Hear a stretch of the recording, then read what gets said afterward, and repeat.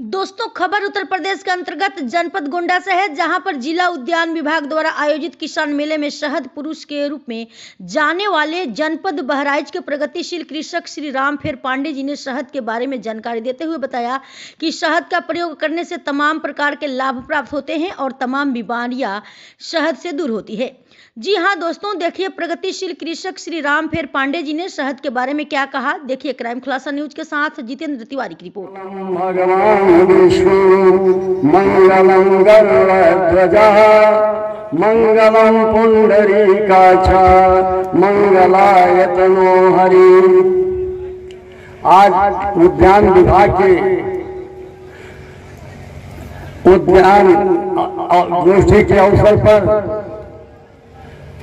सरल एवं सौम्य व्यक्तित्व एक माननीय जिला पंचायत अध्यक्ष जी अपनी विलक्षण प्रतिभा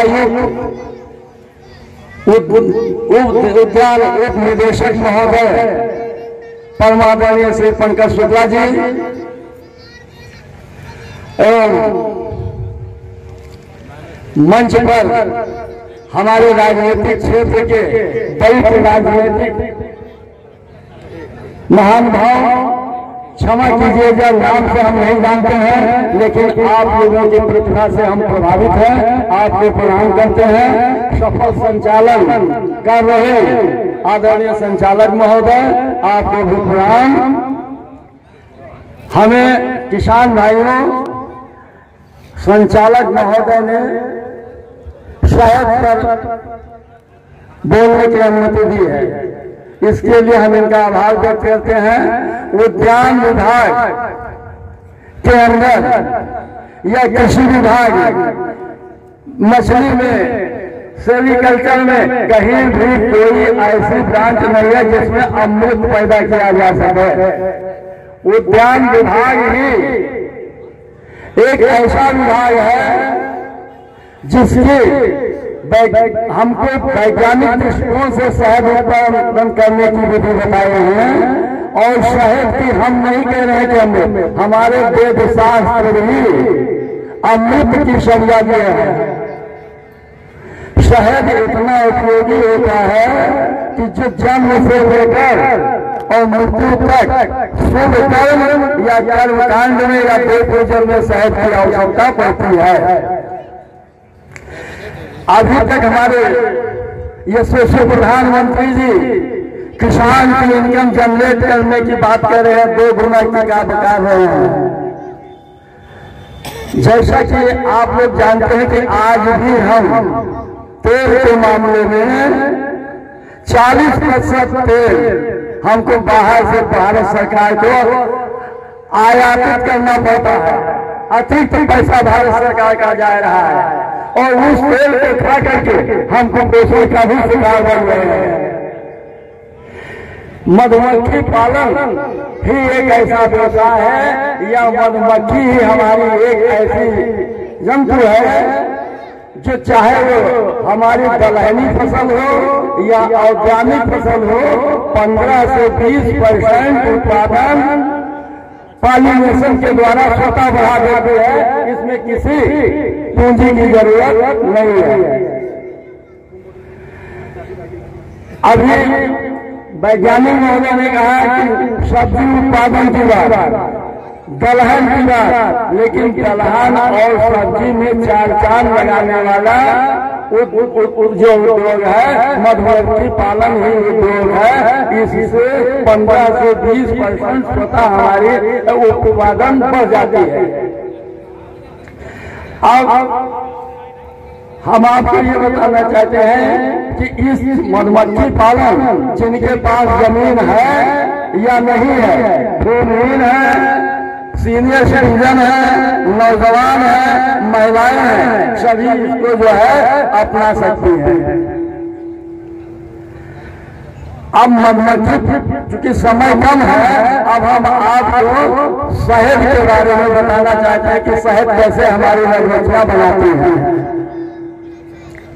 मधुमक्खियां हमारी फूलों के ऊपर जब जाती है तो वहां से पालन और नेक्टर, मकरंद और परागकण फूल से ला करके अपने बॉक्स के अंदर अपने कोष्ठ पर जो है, जो सीट लगी होती है उस पे जो है करीब करीब 100 बार अपने अंदर, जैसे पशु जुगाली करते हैं ऐसे जुगाली करते हुए वो द्रव उस पर डालती हैं, और द्रव उस पर कोष्ठ पर डालने के बाद में वो अपने पंख से, ये इतनी सेंसिटिव है कि अपनी पंख से उसमें जो है गर्मी पैदा करती है, और गर्मी करने के बाद में जब शहद तैयार हो जाती है तो उस छत्ते को जो है बंद कर दिया करते हैं। और सारी चीजों के लिए उत्पादन के बाद में, मान्य देखिए, उत्पादन के बाद में मार्केटिंग बहुत आवश्यक है। आप चाहे एग्रीकल्चर का कोई उत्पाद हो और चाहे हॉर्टिकल्चर का उत्पाद हो, मार्केटिंग समस्या सब में आती है, लेकिन शहर में कोई मार्केटिंग समस्या नहीं है। यदि आपके पास शुद्ध शहर है तो स्वयं आपके पास शहर खरीदने वाले फुटकर से लेकर थोक व्यापारी तक आपके घर पर आ जाएंगे। किसान भाई, हमारे भारत में शहद के जो अमृत बताए हैं हम, उसको भी आप जान लीजिए कि इन शहद में करीब करीब 100 प्रकार के एंजाइम्स होते हैं। शहद को पाचन शक्ति की जरूरत नहीं होती है, जब आप आधे मिनट जब आप शहद खाएंगे तो 20 मिनट के बाद स्वतः ही निर्जल हो जाएंगे, इसमें कोई डाइजेशन की जरूरत नहीं होती है। वैज्ञानिकों की सोच है, और वैज्ञानिकों की सोच ये योग वाही नहीं है। शहद का गुणधर्म है कि आयुर्वेद चिकित्सा में जब कोई वैद्य दवा देते हैं तो कहते हैं इसको शहद के साथ आप लीजिए। जब शहद के साथ वो दवा ली जाती है तो उसका गुणधर्म और बढ़ जाता है, इसलिए उसको जो है योग वाही कहा गया है।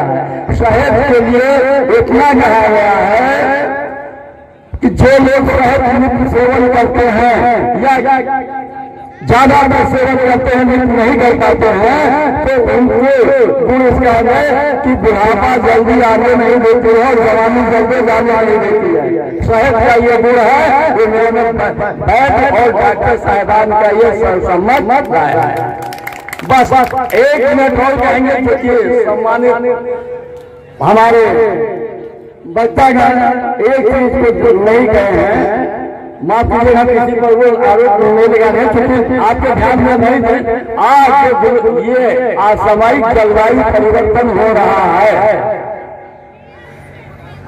इसका कारण यही है कि ये ग्लोबल वार्मिंग, वैश्विक तापमान बढ़ा है। आज विश्व के सारे राष्ट्र इस पर चिंतनशील है और सभी राष्ट्राध्यक्ष शोध करा रहे हैं नीम के पेड़ पर। नीम के पेड़ पर शोध के अनुसार वैज्ञानिकों की एक राय आई है कि नीम के पेड़ हर साल ग्लोबल प्रॉब्लम, नीम ही एक ऐसा पौधा है जो सभी वैश्विक समस्याओं का हल करेगा। नीम के अंदर ऑक्सीजन ज्यादा उत्सर्जन करने की क्षमता है, कार्बन डाइऑक्साइड ज्यादा एब्जॉर्ब करता है, इसके अंदर औषधीय गुण है, पशुओं की दवा बनती है, मानवीय दवा बनती है, और जो मिनिस्टर और ये जैविक खेती पर भारत सरकार हमारे इतना ध्यान दिया है, तो बिना नीम के जैविक खेती संभव है ही नहीं है। आप कार्बन की मात्रा तो भूमि में बढ़ा देंगे, लेकिन जहां पर कीट पतंगों से लगा होगा वहां पर आपको फिर रासायनिक की तरफ जाना पड़ेगा। लेकिन यदि नीम आप अपनाए हैं, नीम आपके पास है, तो आपको किसी भी प्रकार के फर्टिलाइजर, इंसेक्टिसाइड के रासायनिक की जरूरत नहीं है। समय अभाव है, इसलिए पुनः हम आप सबका हार्दिक वंदन करते हुए और अपने जिला उद्यान अधिकारी जी का, भाई हम परिचित हैं बहराइच ले रहे हैं। आज बहराइच इनके बिना परेशान है, तो आज आप लोग बड़े धनभागी हैं जो इस तरीके का जिला उद्यान अधिकारी पाए हैं। और ऐसे प्रदेश में आदरणीय पंकज शुक्ला जैसे बहुत कम ही डिप्टी डायरेक्टर हैं, क्योंकि हम निदेशालय की भी बात जानते हैं, तो पुनः इनको भी धन्यवाद देते हैं। और आज आपके भाग्य पर बंदा कि आप लोग बड़े धन्यवादी हैं। माननीय जिला पंचायत अध्यक्ष को पुनः नमस्कार और इसके बाद में अपनी बारी काम करते हैं।